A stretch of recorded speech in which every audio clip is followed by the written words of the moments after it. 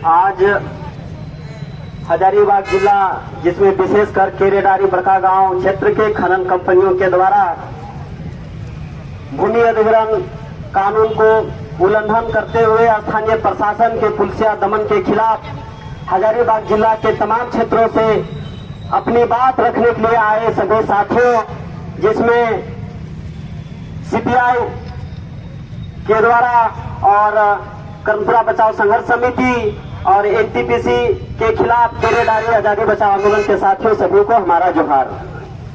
मैं केरेडारी क्षेत्र से हूँ, मैं केरेडारी क्षेत्र की बात रखूंगा।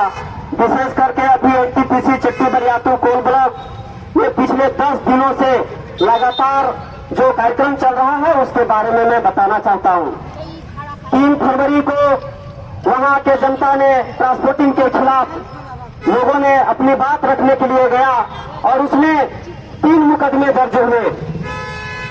एक ही मामला का, एक ही घटना का 3 मुकदमे दर्ज करना और सभी मुकदमे में एक ही व्यक्ति को अभियुक्त बनाना और ऐसे भी लोग जो उस घटना में नहीं थे, जो वहां बाहर थे, वैसे लोगों को भी उसमें नाम जोड़ना, ये प्रशासनिक कुचक्र है, दमन है और संविधान का अनुच्छेद 20(2) का सीधा उल्लंघन है। ऐसे तमाम तरह के काम यहाँ पर हो रहा है। पिछले कितने दिन से यहाँ के लोग बिना जमीन का मुआवजा दिए उनके जमीन पर अधिग्रहण और उन जबरदस्ती हड़पने का काम और बिना मुआवजा दिए रास्ता बनाकर ढुलाई का काम करने का प्रयास कर रहा था। इसके खिलाफ ग्रामीणों ने कई बार लिखित देकर बात कर और मुआवजा की बात करते रहे थे, लेकिन इन्होंने बिना मुआवजा दिए या बिना कोई नोटिस दिए जबरदस्ती रास्ता बनाने के लेके काम कर रहा है। ऐसे में तमाम तरह के विरोध करने के बावजूद भी जब नहीं सुने तो वहाँ की जनता विरोध करने के लिए उतरी तो उन पर मुकदमे होते हैं। आप बताइए, अगर संवैधानिक ढंग से बात रखने के बाद भी अगर उनकी बातें नहीं सुना जाए तो क्या एनटीपीसी के अधिकारियों को वहाँ के स्थानीय साथी लोग आरती उतारेंगे? लेकिन अगर विरोध किए तो उन पर मुकदमा हुआ। मैं पूछना चाहता हूँ कि यह अनुशासनहीनता जिसको कहकर जो मुकदमा दर्ज करते हैं या फिर ये अधिकारियों पर भी लागू होता है। मैं ये कहना चाहता हूँ कि जो संविधान की शपथ लेता है, जो अधिकारी संविधान की शपथ लेकर कुर्सी में बैठता है और जनता का पगार खाता है, जो विधायक, जो सांसद, जो प्रतिनिधि संविधान की शपथ लेता है और जाकर गैर संवैधानिक काम करता है, उससे बड़ा देशद्रोही, उनसे ज्यादा देशद्रोही और कोई नहीं हो सकता, उनसे बड़ा गद्दार कोई हो नहीं सकता।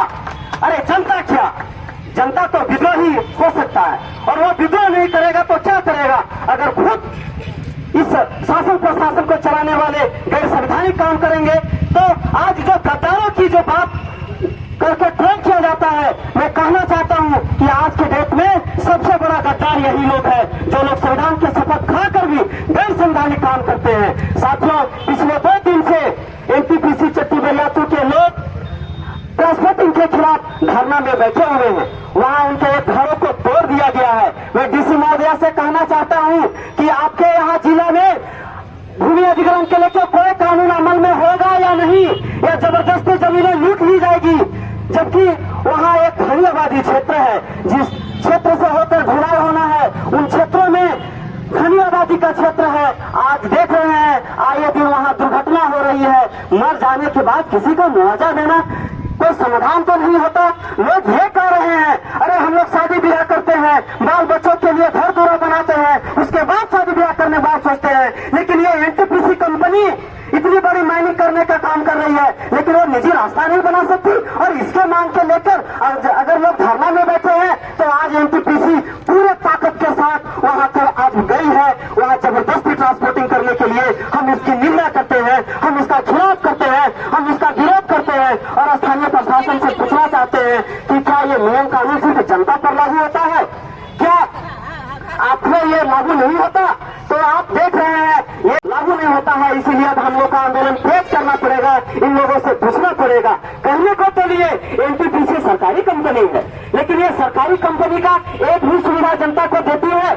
आज तमाम काम ये प्राइवेट कंपनी से करवाती है, आउटसोर्सिंग ठेका प्रथा से करवाती है। अरे काहे का ये सरकारी कंपनी जब ये काम ये खुद से नहीं करवा सकती? इसीलिए भारत सरकार से भी कहना है कि इनका जो सरकारी कंपनी का जो रजिस्ट्रेशन है उसको रद्द किया जाए, इसको एक रही है। आज हजारीबाग में देखे 2 लोगों को हाथी ने मार दिया।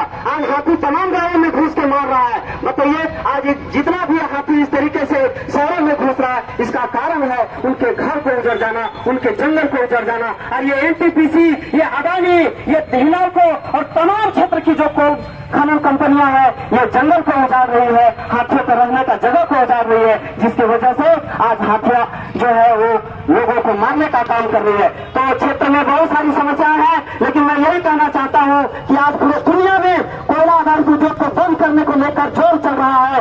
ऐसे में आज कोयला उद्योग को बढ़ावा देने की कोई जरूरत नहीं है, जबकि हमारे पास पावर बिजली बनाने के लिए अनेक रास्ते हैं और इसके लिए आज एमयू करने की जरूरत भी नहीं है।